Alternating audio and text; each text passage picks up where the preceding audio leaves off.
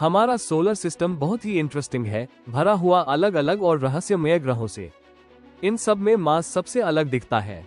सदियों से ये हमारी कल्पना को मोहित करता आया है।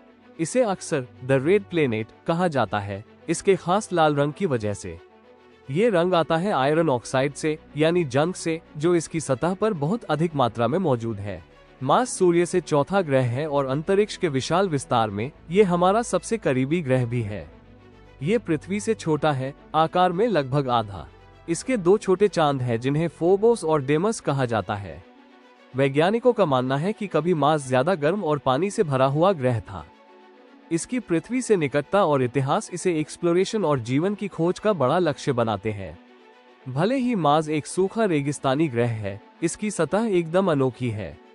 विशाल मैदान, लाल धूल से ढकी जमीन और गहरे गड्ढे जो अतीत की एस्टेरॉयड बमबारी के गवाह हैं।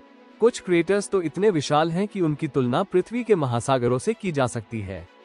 हेलस इम्पैक्ट बेसिन 1400 मील से भी ज्यादा चौड़ा है। और सबसे अद्भुत है ओलंपस मॉन्स, जो सौरमंडल का सबसे बड़ा ज्वालामुखी है, 16 मील ऊंचा और एरिजोना के बराबर चौड़ा। वालेस मरीनरी जैसी घाटियों की प्रणाली 2500 मील लंबी है, जो ग्रह की 1/4 पर फैली हुई है। इन भूरूपों से हमें ये समझने में मदद मिलती है कि समय के साथ ग्रह कैसे बदला। अरबों सालों से मार्स पर भूगर्भीय प्रक्रियाएं काम कर रही है।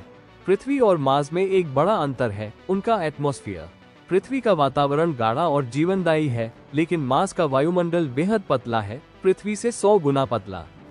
इसमें ज्यादातर कार्बन डाइऑक्साइड होती है और नाइट्रोजन ऑक्सीजन की थोड़ी मात्रा। इस पतले एटमॉस्फेयर के कारण मार्स पर रेडिएशन से सुरक्षा बहुत कम है। तापमान में भारी अंतर होता है, रात में -129 डिग्री सेल्सियस और दिन में भी मुश्किल से 0 डिग्री सेल्सियस से ऊपर जाता है। इसका औसत तापमान -63 डिग्री सेल्सियस है। मार्स बहुत सूखा और ठंडा है। एटमॉस्फेयर में नमी बहुत कम है, लेकिन ध्रुवों पर बर्फ की टोपियां हैं जो मौसम के अनुसार फैलती और सिकुड़ती है। डस्ट स्टॉर्म्स आम है और कभी कभी पूरे ग्रह को धूल से ढक लेते हैं। मार्स पर इंसानी बस्ती का सपना साइंस फिक्शन में तो पुराना है, लेकिन वैज्ञानिक इसे सच करने की कोशिश कर रहे हैं। सबसे बड़ी बाधा है सांस लेने योग्य वातावरण की कमी और सूरज से आने वाला रेडिएशन। इसके लिए या तो भूमिगत रहना पड़ेगा या खास संरचनाएं बनानी होंगी। क्या मार्स पर जीवन था या हो सकता है? मीथेन जैसी गैसों का मिलना और प्राचीन पानी के निशान ये उम्मीद जगाते हैं। अगर कभी जीवन रहा हो तो वो माइक्रोबियल हो सकता है।